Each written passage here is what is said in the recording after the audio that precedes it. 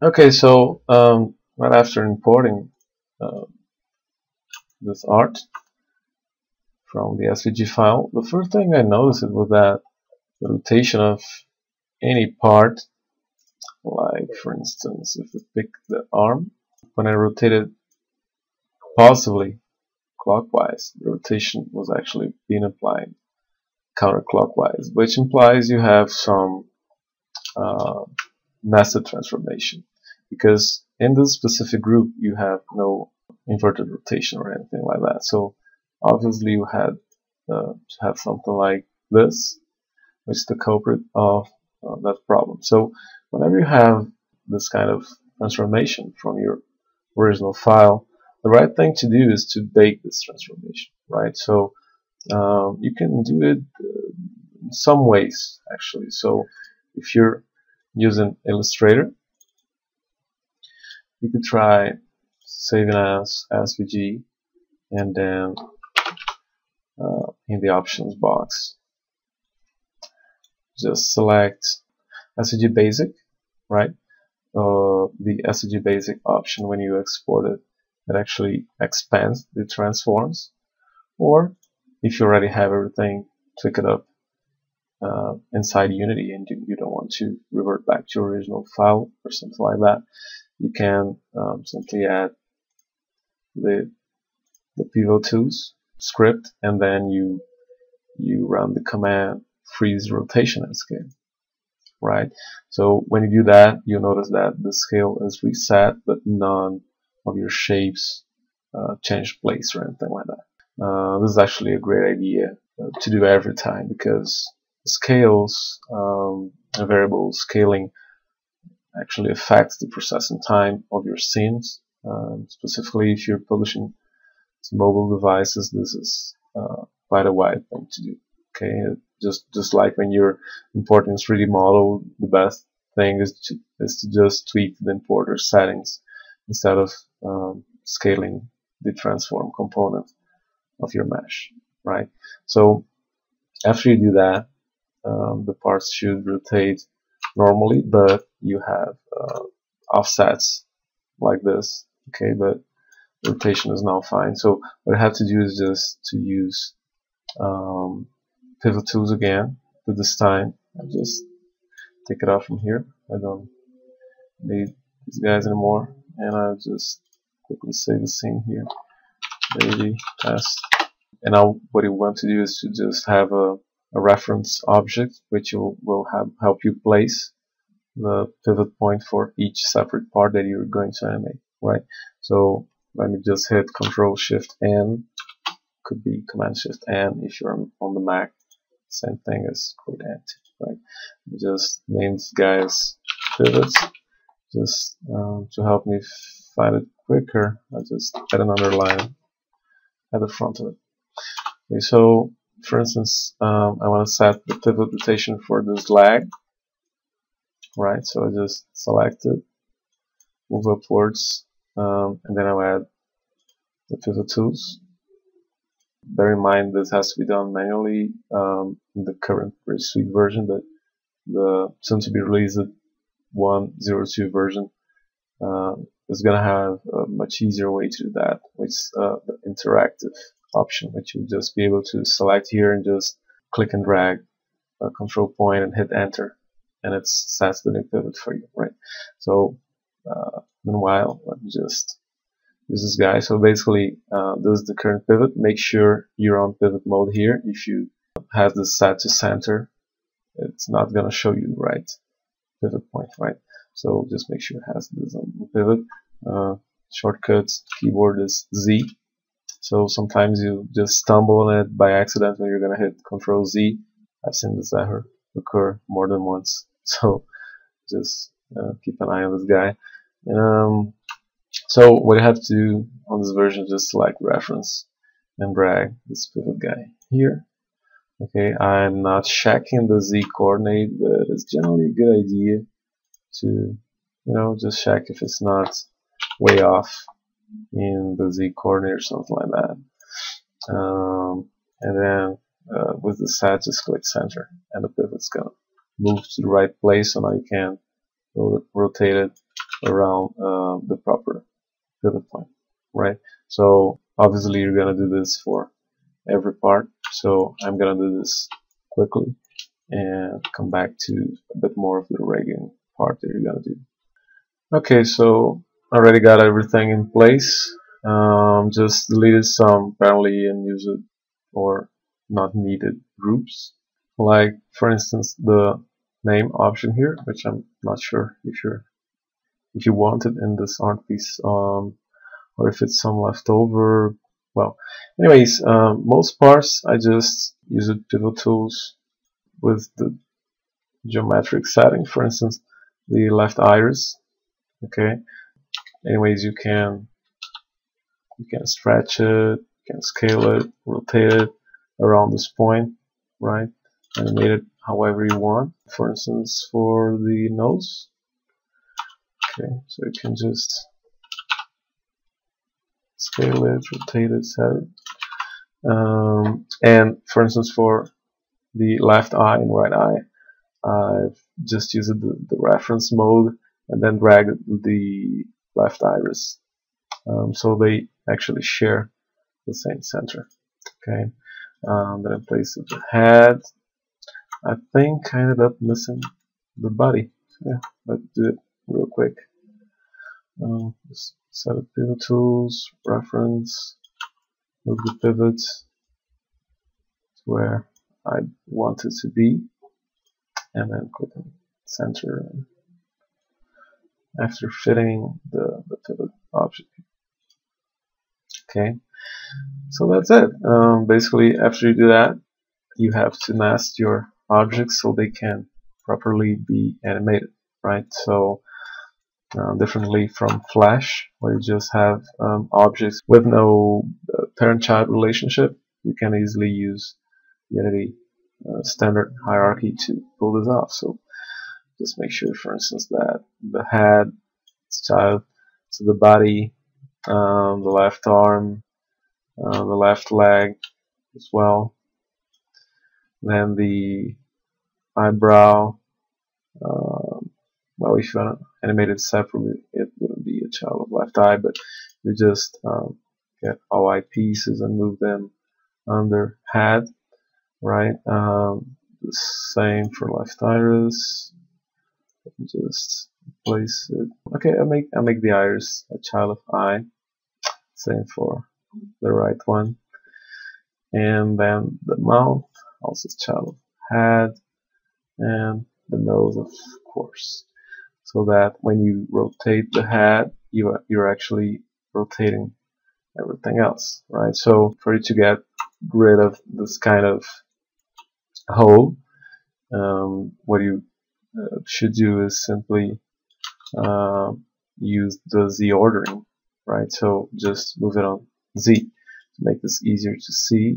It's always nice to just rotate around using the Alt or Option button if you're on Mac, and just set back to move and just move it slightly to the front. If your camera, like I've said here, is not intersecting properly, just move it back a bit too. Okay, so now the head should properly overlap the body, but now the hand should probably be at the front of everything else. Okay, so when you rotate it, I just set it to back properly. Okay, so it's actually at the front of the face. Let me see, how's the leg working? Yeah, the leg should also be move it even further away. Okay, so it doesn't matter how much you offset this. If you want to use numeric precision, go for it. I just tend to use this more interactively and make sure they're spaced enough so that when I'm debugging their Z position, I can just tumble around and quickly be sure that I'm this guy's in front of this one and this one in front of this one, so on and so forth. Okay, so yeah, basically that's it. When you rotate the head too much, you most probably review what you don't want like this. So you can simply leave the rotation like this. Don't be afraid of have to undo now. No, you don't, because you can simply reset this back to 0, right? And the beauty of race spline in this case that you can simply edit your curves like that. And if you want to make this curve smoother without increasing the density, which is already pretty high in fact, you can simply double click now, and it's gonna smooth it out without improving or actually increasing the density everywhere. Okay, actually your shape, your curves should take some cleanup. You can both simply delete some unneeded verses, and raise spline will do its best to keep the curvature. You can fine tune it if you want. Okay, so that you end up with the last points, which improves performance because you end up reducing the amount of triangles, which in this case is pretty low as well. But you know, the cleaner, the better. Just making sure that when you have steeper angles like this one, that's where you will want more points. Okay, so I'll just distribute them a bit better, and this new algorithm and raise spline 1.5 really improves your ability to make this kind of operation. So to prevent this kind of streak here, you could do something similar. Just taking the curve. Okay, so that when you rotate it, this is better respected. Then you can try double clicking it here, see if that's what you want. This kind of extra line here. If it's not, just undo the operation and select another part, and well, you get the idea. So after you do that, and you have all parts properly related, you'll want to make sure that your parts that you're going to animate are controlled by range constraints. When you add an animation component at the top of your animation hierarchy, which by the case you don't need this guy, so let me just move these here. Yeah, this doesn't matter. Just the ground. Well, I just turned a black rectangle to a ground, just to make it a bit prettier.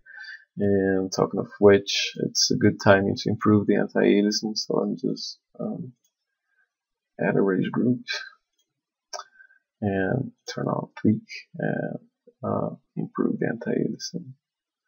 Okay, so it actually looks smoother. You can always hit maximize and see how everything's going. So let me just hit update and remove this guy. Apparently there are some artifacts here. Let me check this out real quick. Yeah, it's not the right shader. So this issue has been fixed in the latest race feed release. Actually, the shader for this material should be the standard one. So let me just fix it real quick here. Just select basic, right? So your striking problem will be gone. Okay, so to create the constraints to actually set the animation component, if you try to animate with an animation component here, it's gonna really get sluggish, like very slow. So you just I'm just calling the animation and add it to a tab here. That's due to the amount of when you check, for instance, single race spline. It has a ton of possible animation channels, and Unity has to keep track of each and every one of those, so it slows down the systems badly, like to a halt. Seriously, don't even try it. I'm telling that because I did and I regret. So what you really have to do is select your elements, right, that you want to animate. For instance, head. Let me just set a couple. So for instance, the head, the left arm, left leg.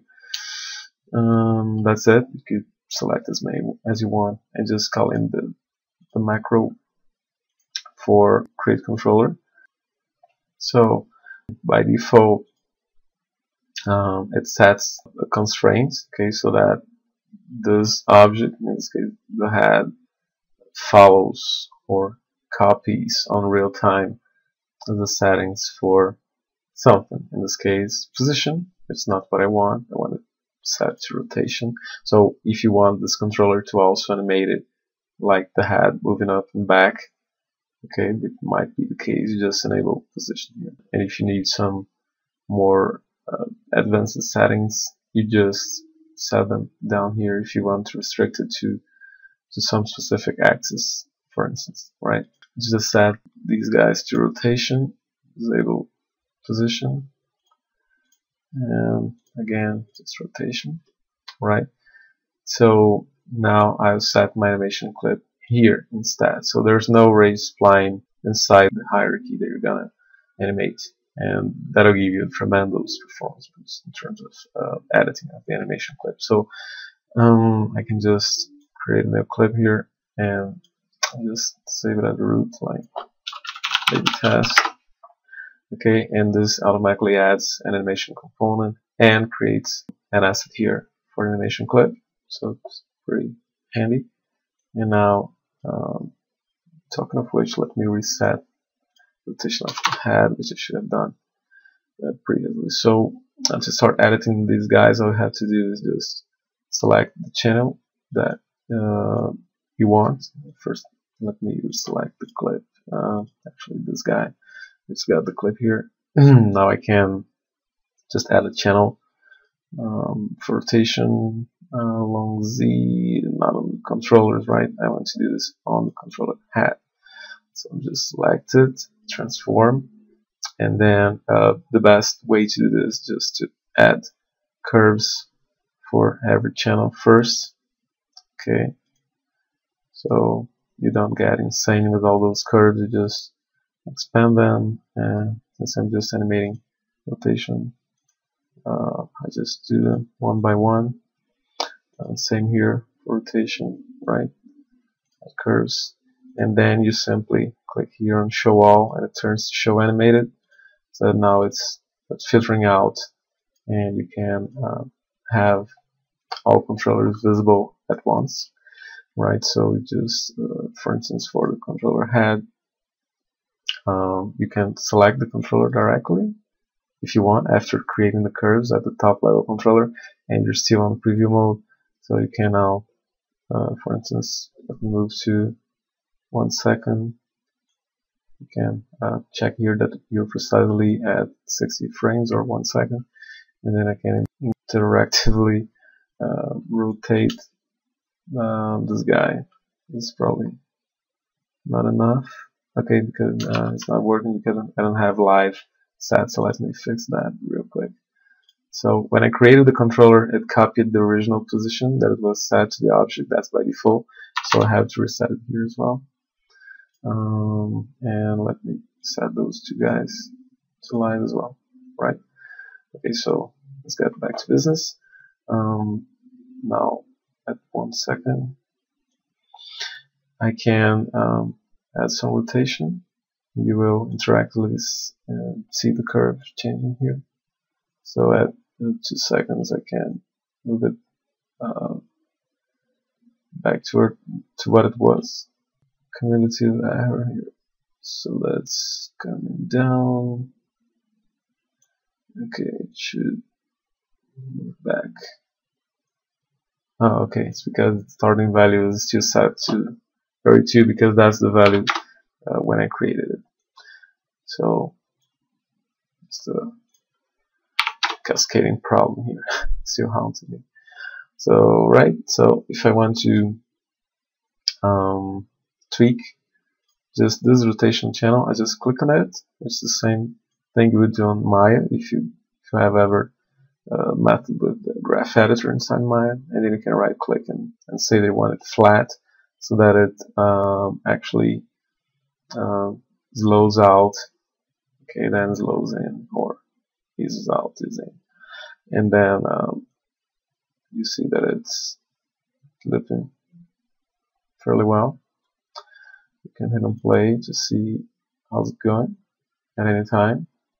Okay, so it's set to loop at the preview by default. At the clip, you have to change the setting. So I can just come here and just set this guy to flat as well. Then I would just do the same for the other controllers and just select them here. So first the left arm, which already has the proper key that I want. So at 1 second, I just make it turn down. I think it looks a bit better. You can hit F here, okay, and to just fit the curve, let it just scale interactively, and then you can copy the value if you want. In this case, it's just 0, or you could just click here, Control C, and at this point, just click and Control V. Right, so I just set this to flat. And didn't work. Let me try again. Okay, so I can do the same for the leg, of course. This one, I just create a keyframe here at the end first, which is called bracketing. Right, so just take advantage of already having the right starting position, and you reset it at the end instead of copying the values. That's also a valuable technique. So I can just pull this guy up, and now I'm gonna multi-select these two and set both to flat. Okay, so just a couple editing tricks here. So I just stop the recording, and my clip, which I can access here. Just click on it at the component. It's the last one. It's added to the default animation, right? And obviously to the animations list. And then clicking on it, you can set its actual rep mode settings. So I just set this one to loop. I could use ping pong; it wouldn't change anything in this case. And then I just make sure it's set to play automatically. Okay, and I hit play. And there you go. I hope this helped. Talk to you soon. Bye bye.